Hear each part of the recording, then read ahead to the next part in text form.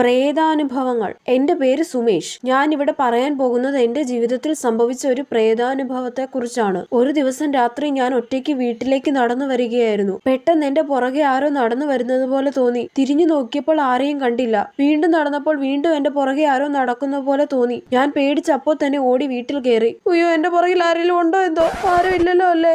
ഇല്ലെന്ന് തോന്നുന്നു. ഇനി ബാക്കി വായിക്കാം. ഞാൻ വീട്ടിലെത്തി വാഷ് ബേസിന്റെ അടുത്ത് നിന്ന് മുഖം കഴുകിയപ്പോൾ കണ്ണാടിയിൽ ഒരു രൂപം കണ്ടു. തിരിഞ്ഞു നോക്കിയപ്പോൾ ആരെയും കണ്ടില്ല. പിന്നെ ഞാൻ കുളിക്കാൻ കയറി. മുഖത്ത് സോപ്പ് ഇടുന്ന സമയത്ത് കണ്ണടച്ചപ്പോൾ ആരോ ഒരാൾ എന്റെ കഴുത്തിൽ കയറി പിടിച്ചു. അയ്യോ, ഇനി എങ്ങനെ സമാധാനമായിട്ട് കുളിക്കും? ഞാൻ ഇനി കുളിക്കുന്നില്ല. പിന്നീട് ഉറങ്ങാൻ കിടന്നപ്പോൾ കട്ടിലിന്റെ അടിയിൽ നിന്ന് 2 കൈകൾ വന്ന് എന്റെ കാലിൽ പിടിച്ച് വലിച്ചു നിലത്തിട്ടു. അയ്യോ, എന്റെ എന്നതാ ഉറക്കം പോയേ. വെറുതെ ഈ കഥ രാത്രി ഇരുന്ന് വായിക്കണ്ടായിരുന്നു. അമ്മച്ചി, ഈ പിശാചി എവിടുന്ന് വന്നു മനുഷ്യനെ പേടിപ്പിക്കാനായിട്ട്? പോ പൂച്ചേ.